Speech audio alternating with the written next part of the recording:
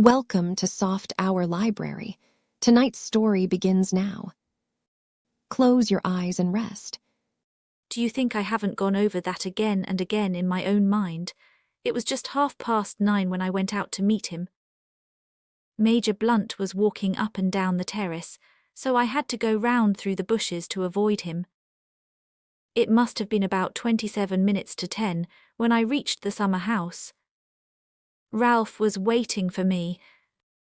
I was with him 10 minutes, not longer, for it was just 9:45 when I got back to the house. I saw now the insistence of her question the other day. If only Ackroyd could have been proved to have been killed before 9:45, and not after. I saw the reflection of that thought in Poirot's next question. Who left the summer house first? I did. Leaving Ralph Patten in the summer house. Yes, but you don't think. Mademoiselle, it is of no importance what I think. What did you do when you got back to the house? I went up to my room. And stayed there until when? Until about 10 o'clock. Is there anyone who can prove that? Prove that I was in my room, you mean? Oh, no. But surely, I see, they might think. I saw the dawning horror in her eyes. Poirot finished the sentence for her. That it was you who entered by the window and stabbed Mr. Ackroyd as he sat in his chair. Yes, they might think just that. Nobody but a fool would think any such thing, said Caroline indignantly. She patted Ursula on the shoulder. The girl had her face hidden in her hands. Horrible, she was murmuring. Horrible. Caroline gave her a friendly shake. Don't worry, my dear, she said. Poirot doesn't think that really. As for that husband of yours, I don't think much of him, and I tell you so candidly. Running away and leaving you to face the music. But Ursula shook her head energetically. Oh no, she cried. It wasn't like that at all. Ralph would not run away on his own account. I see now. If he heard of his stepfather's murder, he might think himself that I had done it. He wouldn't think any such thing, said Caroline. I was so cruel to him that night, so hard and bitter. I wouldn't listen to what he was trying to say, wouldn't believe that he really cared. I just stood there telling him what I thought of him, and saying the coldest, cruelest things that came into my mind, trying my best to hurt him. Do him no harm, said Caroline. Never worry about what you say to a man. They're so conceited that they never believe you mean it if it's unflattering. Ursula went on, nervously twisting and untwisting her hands. When the murder was discovered and he didn't come forward, I was terribly upset. Just for a moment I wondered, but then I knew he couldn't, he could. But I wished he would come forward and say openly that he'd had nothing to do with it. I knew that he was very fond of Dr. Shepherd, and I fancied that perhaps Dr. Shepherd might know where he was hiding. She turned to me. That's why I said what I did to you that day. I thought if you knew where he was, you might pass on the message to him. I exclaimed. Why should James know where he was?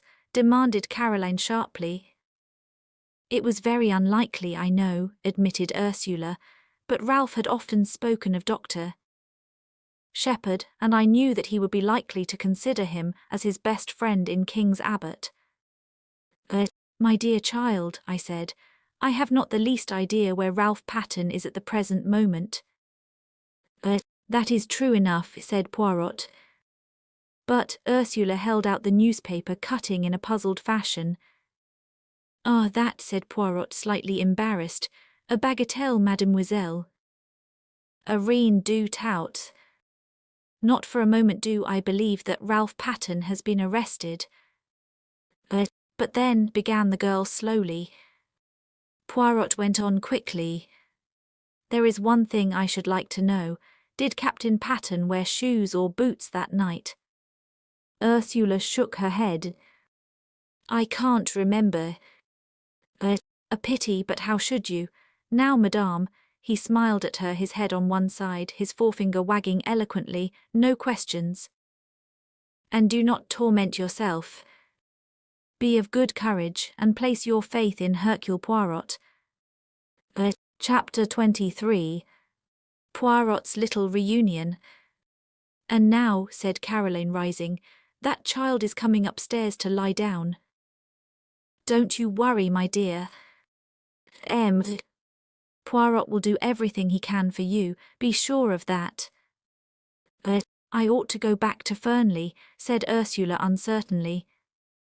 But Caroline silenced her protests with a firm hand. Nonsense.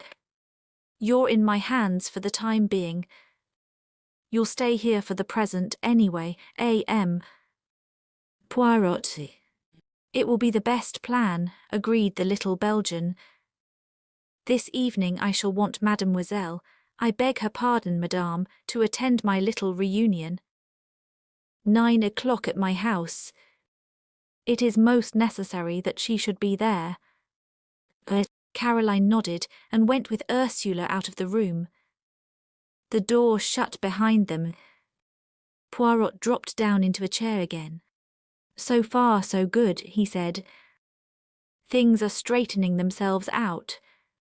They're getting to look blacker and blacker against Ralph Pattern, I observed gloomily. Poirot nodded. Yes, that is so. But it was to be expected, was it not? I looked at him, slightly puzzled by the remark. He was leaning back in the chair, his eyes half closed, the tips of his fingers just touching each other. Suddenly he sighed and shook his head. What is it? I asked. It is that there are moments when a great longing for my friend Hastings comes over me. That is the friend of whom I spoke to you, the one who resides now in the Argentine. Always when I have had a big case, he has been by my side. And he has helped me, yes, often he has helped me. For he had a knack, that one, of stumbling over the truth unawares, without noticing it himself bien entendu. At times he has said something particularly foolish, and behold, that foolish remark has revealed the truth to me. And then, too, it was his practice to keep a written record of the cases that proved interesting. I gave a slight embarrassed cough. As far as that goes, I began and then stopped. Poirot sat upright in his chair. His eyes sparkled. But yes, what is it that you would say? Well, as a matter of fact, I've read some of Captain Hastings's narratives, and I thought, why not try my hand at something of the same kind? Seemed a pity not to, unique opportunity, probably the only time I'll be mixed up with anything of this kind. I felt myself getting hotter and hotter, and more incoherent, as I floundered through the above speech. Poirot sprang from his chair. I had a moment's terror that he was going to embrace me French fashion, but mercifully he refrained. But this is magnificent. You have then written down your impressions of the case as you went along. I nodded. Épatant, cried Poirot. Let me see them this instant. I was not quite prepared for such a sudden demand. I racked my brains to remember certain details. I hope you won't mind, I stammered. I may have been a little, personal now and then. Oh, I comprehend perfectly. You have referred to me as comic, as perhaps ridiculous now and then. It matters not at all. Hastings, he also was not always polite. Me, I have the mind above such trivialities. Still somewhat doubtful, I rummaged in the drawers of my desk and produced an untidy pile of manuscript which I handed over to him. With an eye on possible publication in the future, I had divided the work into chapters, and the night before I had brought it up to date with an account of Miss Russell's visit. Poirot had therefore 20 chapters. I left him with them. I was obliged to go out to a case at some distance away, and it was past 8 o'clock when I got back, to be greeted with a plate of hot dinner on a tray, and the announcement that Poirot and my sister had supped together at 7:30, and that the former had then gone to my workshop to finish his reading of the manuscript. "I hope, James," said my sister, "that you've been careful in what you say about me in it." My jaw dropped. I had not been careful at all. "Not that it matters very much," said Caroline, reading my expression correctly. Poirot will know what to think. He understands me much better than you do." I went into the workshop. Poirot was sitting by the window. The manuscript lay neatly piled on a chair beside him. He laid his hand on it and spoke. "Bien," he said, "I congratulate you on your modesty." "Oh," I said, rather taken aback. "And on your reticence," he added. I said "oh" again. "Not so did Hastings write," continued my friend. "On every page many times was the word I. What he thought, what he did. But you have kept your personality in the background. Only once or twice does it obtrude, in scenes of home life, shall we say." I blushed a little before the twinkle in his eye. "What do you really think of the stuff?" I asked nervously. "You want my candid opinion?" "Yes." Poirot laid his jesting manner aside. "A very meticulous and accurate account," he said kindly. "You have recorded all the facts faithfully and exactly, though you have shown yourself becomingly reticent as to your own share in them." "And it has helped you?" "Yes. I may say that it has helped me considerably. Come, we must go over to my house and set the stage for my little performance." Caroline was in the hall. I think she hoped that she might be invited to accompany us. Poirot dealt with the situation tactfully. "I should much like to have had you present, mademoiselle," he said regretfully, "but at this juncture it would not be wise. See you, all these people tonight are suspects. Amongst them, I shall find the person who killed Mr. Ackroyd." "You really believe that?" I said incredulously. "I see that you do not," said Poirot dryly. "Not yet do you appreciate Hercule Poirot at his true worth." At that minute Ursula came down the staircase. "You are ready, my child," said Poirot. "That is good. We will go to my house together. Mademoiselle Caroline, believe me, I do everything possible to render you service. Good evening." We went out, leaving Caroline, rather like a dog who has been refused a walk, standing on the front doorstep gazing after us. The sitting room at the Larches had been got ready. On the table were various syrups and glasses, also a plate of biscuits. Several chairs had been brought in from the other room. Poirot ran to and fro rearranging things, pulling out a chair here, altering the position of a lamp there, occasionally stooping to straighten one of the mats that covered the floor. He was specially fussy over the lighting. The lamps were arranged in such a way as to throw a clear light on the side of the room where the chairs were grouped, at the same time leaving the other end of the room, where I presumed Poirot himself would sit, in a dim twilight. Ursula and I watched him. Presently a bell was heard. "They arrive," said Poirot. "Good, all is in readiness." The door opened and the party from Fernley filed in. Poirot went forward and greeted Mrs. Ackroyd and Flora. "It is most good of you to come," he said. "And Major Blunt and Mr. Raymond." The secretary was debonair as ever. "What's the great idea?" he said, laughing. "Some scientific machine. Do we have bands round our wrists which register guilty heartbeats? There is such an invention, isn't there? I have read of it, yes, admitted Poirot. But me, I am old-fashioned. I use the old methods. I work only with the little grey cells. Now let us begin, but first I have an announcement to make to you. He took Ursula's hand and drew her forward. This lady is Mrs. Ralph Pattern. She was married to Captain Pattern last March. A little shriek burst from Mrs. Ackroyd. Ralph married last March, oh, but it's absurd. How could he be? She stared at Ursula as though she had never seen her before. Married to Bourne, she said. Really, Ems? Poirot, I don't believe you. Ursula flushed and began to speak, but Flora forestalled her. Going quickly to the other girl's side, she passed her hand through her arm.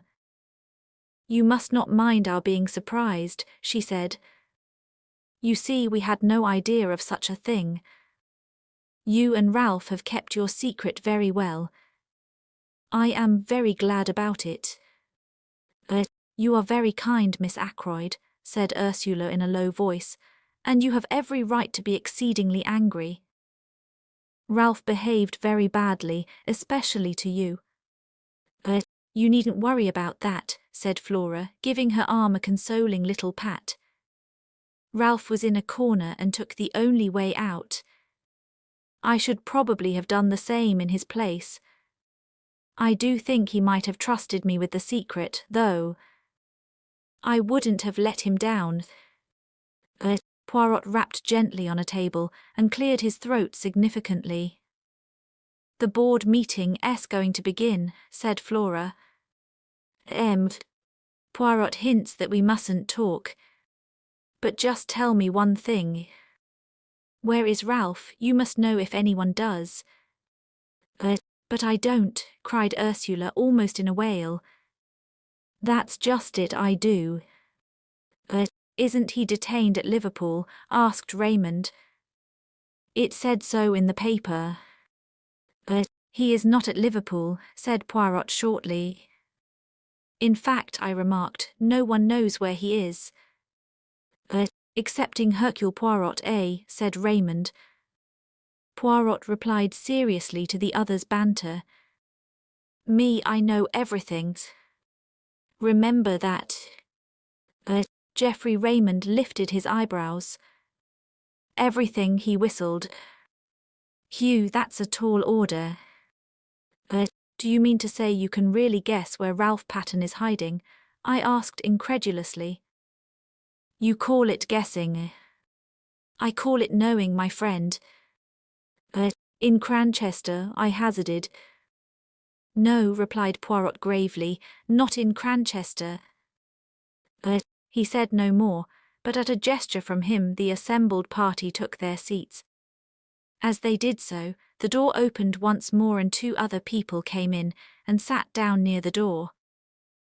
They were Parker and the housekeeper. The number is complete, said Poirot. Every one is here. There was a ring of satisfaction in his tone. And with the sound of it, I saw a ripple of something like uneasiness pass over all those faces grouped at the other end of the room. There was a suggestion in all this as of a trap that had closed. Poirot read from a list in an important manner. Mrs. Ackroyd, Miss Flora Ackroyd, Major Blunt, Mr. Geoffrey Raymond, Mrs. Ralph Pattern, John Parker, Elizabeth Russell. He laid the paper down on the table. What's the meaning of all this? Began Raymond. The list I have just read, said Poirot, is a list of suspected persons. Every one of you present had the opportunity to kill Mr. Ackroyd. With a cry, Mrs. Ackroyd sprang up, her throat working. I don't like it, she wailed. I don't like it. I would much prefer to go home. You cannot go home, madame, said Poirot sternly, until you have heard what I have to say. He paused a moment, then cleared his throat. I will start at the beginning. When Miss Ackroyd asked me to investigate the case, I went up to Fernley Park with the good Dr. Shepherd. I walked with him along the terrace, where I was shown the footprints on the windowsill. From there, Inspector Raglan took me along the path which leads to the drive.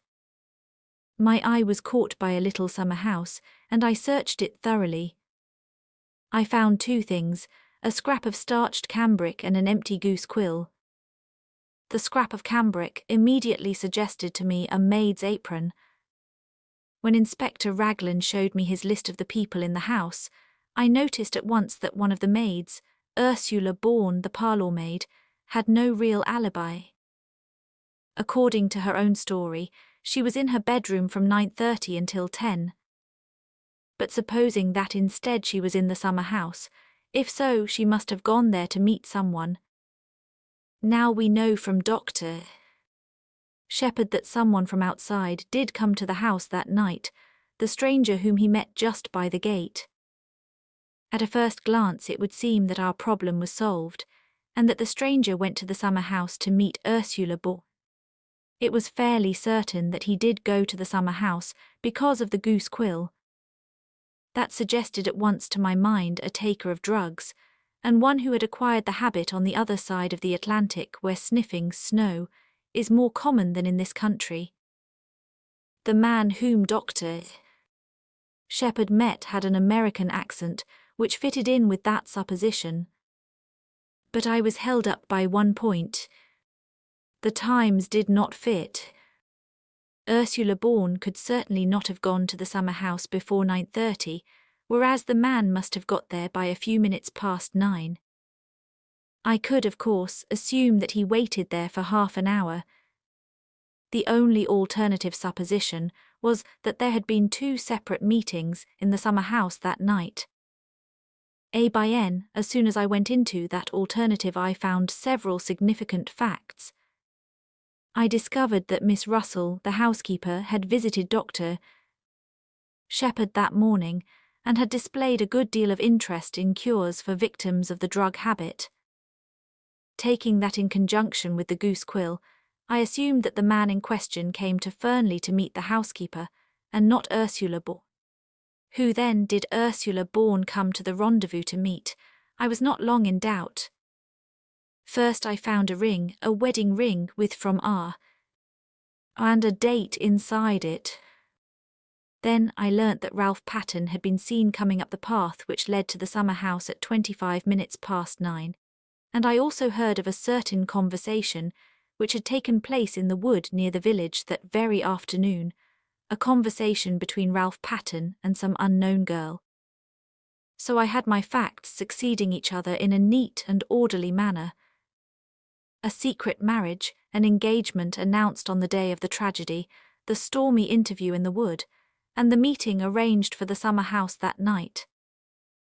Incidentally, this proved to me one thing, that both Ralph Patten and Ursula Bourne, or Patten, had the strongest motives for wishing Mr. Ackroyd out of the way. And it also made one other point unexpectedly clear. It could not have been Ralph Patten, who was with Mr. Ackroyd in the study at 9:30. So we come to another and most interesting aspect of the crime. Who was it in the room with Mr. Ackroyd at 9:30? Not Ralph Patten, who was in the summer house with his wife. Not Charles Kent, who had already left. Who then, I posed my cleverest, my most audacious question, was anyone with him? Poirot leaned forward and shot the last words triumphantly at us, drawing back afterwards with the air of one who has made a decided hit. Raymond, however, did not seem impressed, and lodged a mild protest. "I don't know if you're trying to make me out a liar, M. Poirot, but the matter does not rest on my evidence alone, except perhaps as to the exact words used. Remember, Major Blunt also heard Mr. Ackroyd talking to someone. He was on the terrace outside and couldn't catch the words clearly, but he distinctly heard the voices." Poirot nodded. "I have not forgotten," he said quietly. "But Major Blunt was under the impression that it was you to whom Mr. Ackroyd was speaking." For a moment Raymond seemed taken aback. Then he recovered himself. "Blunt knows now that he was mistaken," he said. "Exactly," agreed the other man. "Yet there must have been some reason for his thinking so," mused Poirot. "Oh no," he held up his hand in protest. "I know the reason you will give, but it is not enough. We must seek elsewhere. I will put it this way.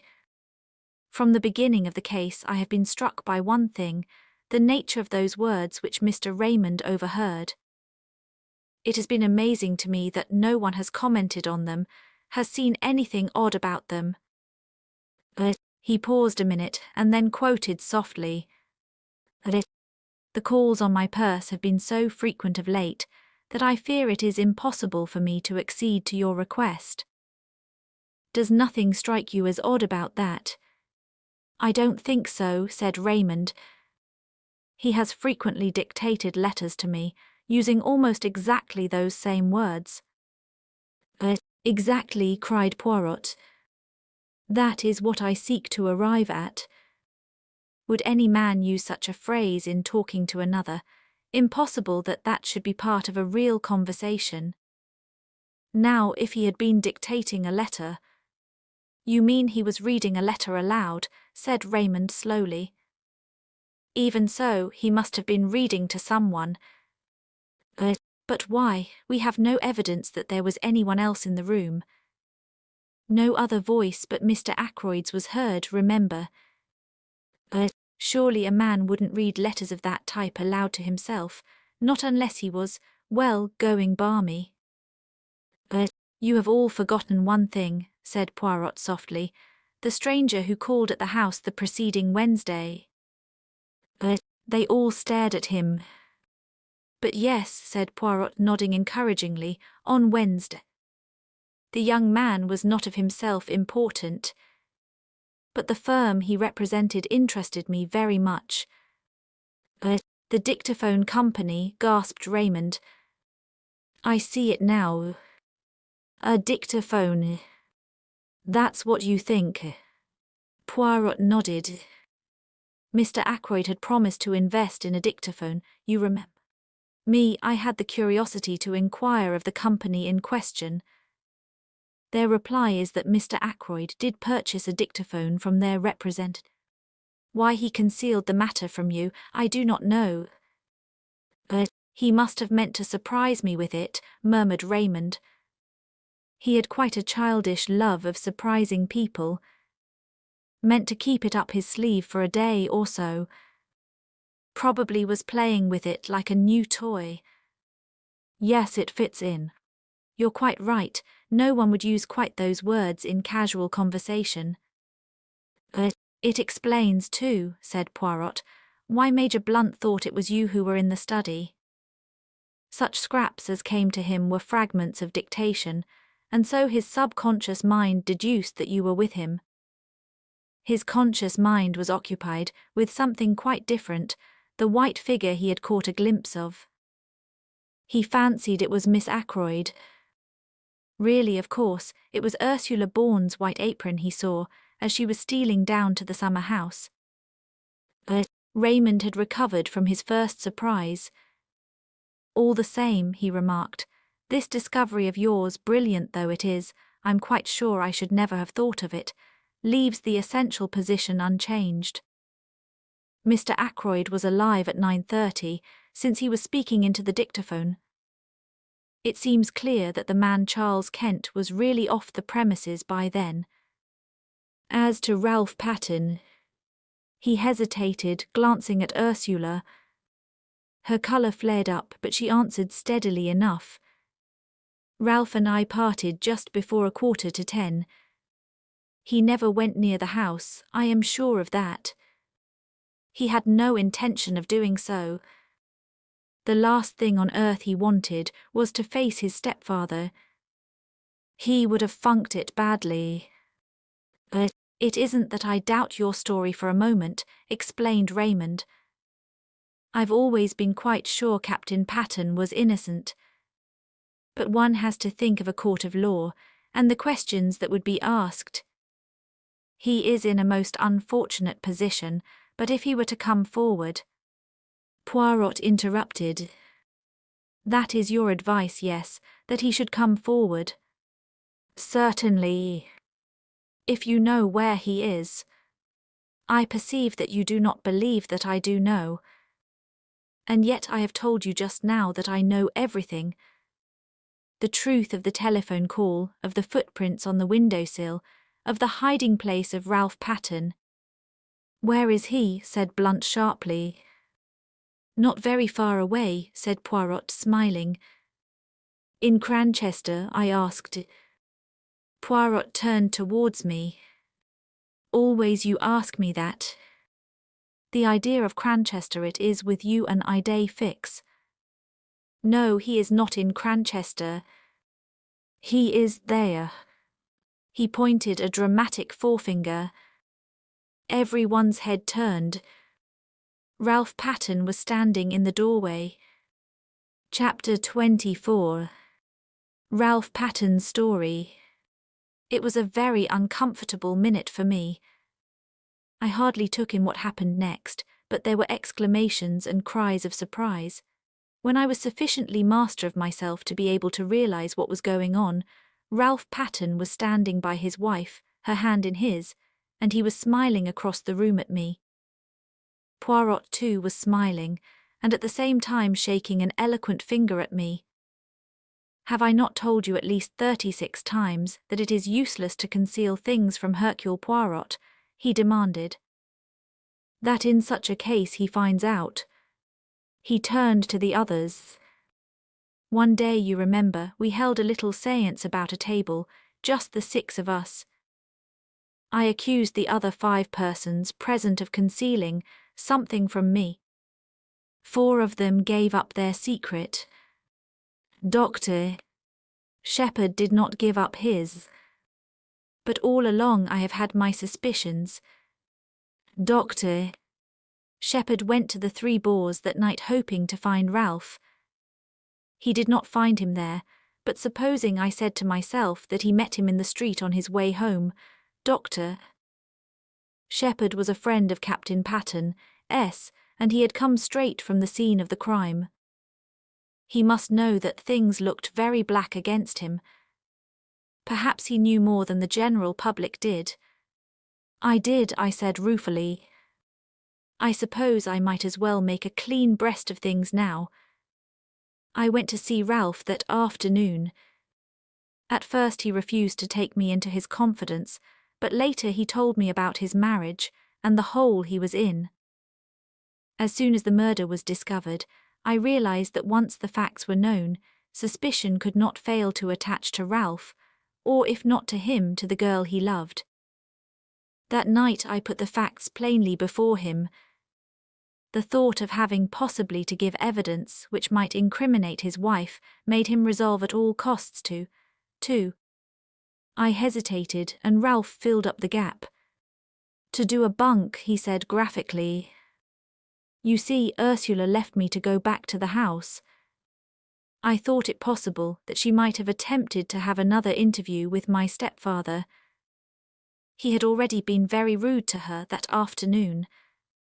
It occurred to me that he might have so insulted her in such an unforgivable manner that without knowing what she was doing. He stopped. Ursula released her hand from his and stepped back. You thought that, Ralph, you actually thought that I might have done it. Let us get back to the culpable conduct of Dr. Shepherd, said Poirot dryly. Dr. Shepherd consented to do what he could to help him. He was successful in hiding Captain Patten from the police. Where? Asked Raymond. In his own house. Ah, no, indeed, said Poirot. You should ask yourself the question that I did. If the good doctor is concealing the young man, what place would he choose? It must necessarily be somewhere near at hand. I think of Cranchester. A hotel, no. Lodgings, even more emphatically, no. Where then? I have it. A nursing home. A home for the mentally unfit. I test my theory. I invent a nephew with mental trouble. I consult Mademoiselle Shepherd as to suitable homes. She gives me the names of two near Cranchester, to which her brother has sent patients. I make inquiries. Yes, at one of them a patient was brought there by the doctor himself early on Saturday morning. That patient, though known by another name, I had no difficulty in identifying as Captain Patten. After certain necessary formalities, I was allowed to bring him away. He arrived at my house in the early hours of yesterday morning. I looked at him ruefully. Caroline's Home Office expert, I murmured. And to think I never guessed. You see now why I drew attention to the reticence of your manuscript, murmured Poirot. It was strictly truthful as far as it went, but it did not go very far, my friend. I was too abashed to argue. Doctor Shepherd has been very loyal, said Ralph. He has stood by me through thick and thin. He did what he thought was the best. I see now from what Poirot has told me that it was not really the best. I should have come forward and faced the music. You see, in the home we never saw a newspaper. I knew nothing of what was going on. Doctor Shepherd has been a model of discretion, said Poirot dryly. But me, I discover all the little secrets. It is my business. Now we can have your story of what happened that night, said Raymond impatiently. You know it already, said Ralph. There's very little for me to add. I left the summer house about 9:45 and tramped about the lanes, trying to make up my mind as to what to do next, what line to take. I'm bound to admit that I've not the shadow of an alibi, but I give you my solemn word that I never went to the study, that I never saw my stepfather alive or dead. Whatever the world thinks, I'd like all of you to believe me. No alibi, murmured Raymond. That's bad. I believe you, of course, but it's a bad business. It makes things very simple, though, said Poirot in a cheerful voice. Very simple indeed. We all stared at him. You see what I mean? No, just this, to save Captain Patten the real criminal must confess. He beamed round at us all. But yes, I mean what I say. See now, I did not invite Inspector Raglan to be present. That was for a reason. I did not want to tell him all that I knew, at least I did not want to tell him tonight. He leaned forward, and suddenly his voice and his whole personality changed. He suddenly became dangerous. I who speak to you, I know the murderer of Mr. Ackroyd is in this room now. It is to the murderer I speak. Tomorrow the truth goes to Inspector Raglan. You understand. There was a tense silence. Into the midst of it came the old Breton woman with a telegram on a salver. Poirot tore it open. Blunt's voice rose abrupt and resonant. The murderer is amongst us, you say, you know which. Poirot had read the message. He crumpled it up in his hand. I know now. He tapped the crumpled ball of paper. What is that? Said Raymond sharply. A wireless message, from a steamer now on her way to the United States. There was a dead silence. Poirot rose to his feet, bowing. Messieurs et mesdames, this reunion of mine is at an end. Remember, the truth goes to Inspector Raglan in the morning. Chapter 25. The whole truth. A slight gesture from Poirot enjoined me to stay behind the rest. I obeyed, going over to the fire and thoughtfully stirring the big logs on it with the toe of my boot. I was puzzled. For the first time I was absolutely at sea as to Poirot's meaning. For a moment I was inclined to think that the scene I had just witnessed was a gigantic piece of bombast, that he had been what he called playing the comedy, with a view to making himself interesting and important. But in spite of myself, I was forced to believe in an underlying reality. There had been real menace in his words, a certain indisputable sincerity. But I still believed him to be on entirely the wrong tack. When the door shut behind the last of the party, he came over to the fire.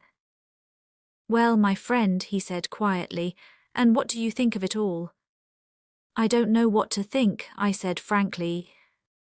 What was the point? Why not go straight to Inspector Raglan with the truth instead of giving the guilty person this elaborate warning? Poirot sat down and drew out his case of tiny Russian cigarettes.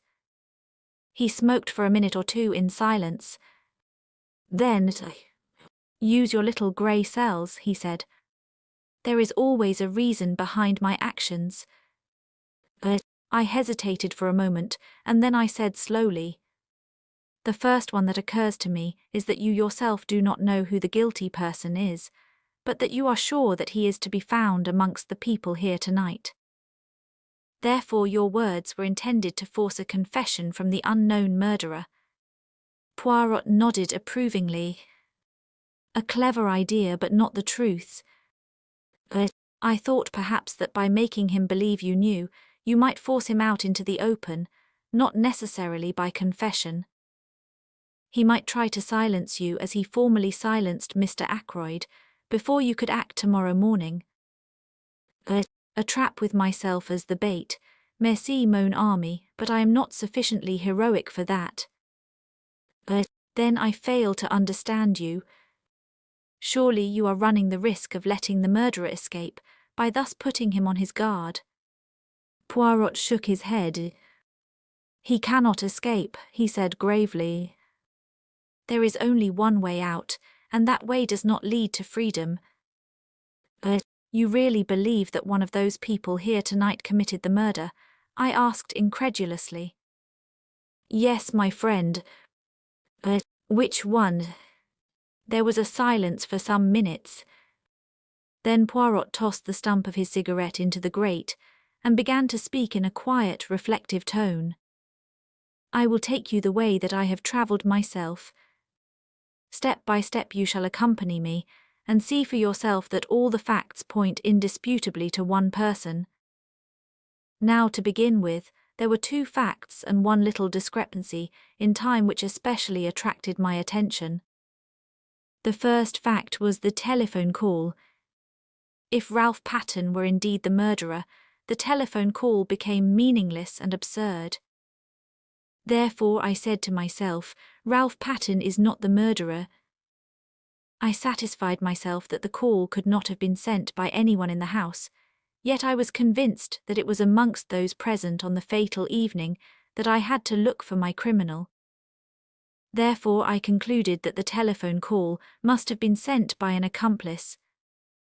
I was not quite pleased with that deduction, but I let it stand for the minute. I next examined the motive for the call. That was difficult. I could only get at it by judging its result, which was that the murder was discovered that night instead of, in all probability, the following morning. You agree with that? Yes, I admitted. Yes. As you say, Mr. Ackroyd, having given orders that he was not to be disturbed, nobody would have been likely to go to the study that night. Très bien. The affair marches, does it not? But matters were still obscure. What was the advantage of having the crime discovered that night in preference to the following morning? The only idea I could get hold of was that the murderer, knowing the crime was to be discovered at a certain time, could make sure of being present when the door was broken in, or at any rate immediately afterwards. And now we come to the second fact, the chair pulled out from the wall. Inspector Raglan dismissed that as of no importance. I, on the contrary, have always regarded it as of supreme importance. In your manuscript you have drawn a neat little plan of the study.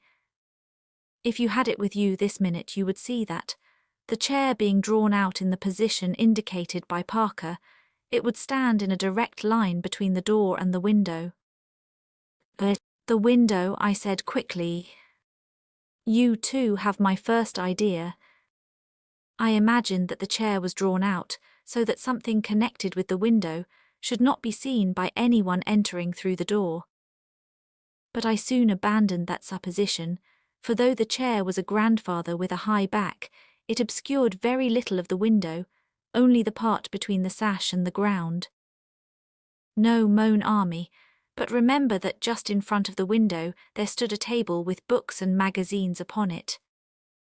Now that table was completely hidden by the drawn-out chair, and immediately I had my first shadowy suspicion of the truth. Supposing that there had been something on that table not intended to be seen, something placed there by the murderer, as yet I had no inkling of what that something might be. But I knew certain very interesting facts about it. For instance, it was something that the murderer had not been able to take away with him at the time that he committed the crime. At the same time, it was vital that it should be removed as soon as possible after the crime had been discovered. And so, the telephone message, and the opportunity for the murderer to be on the spot when the body was discovered,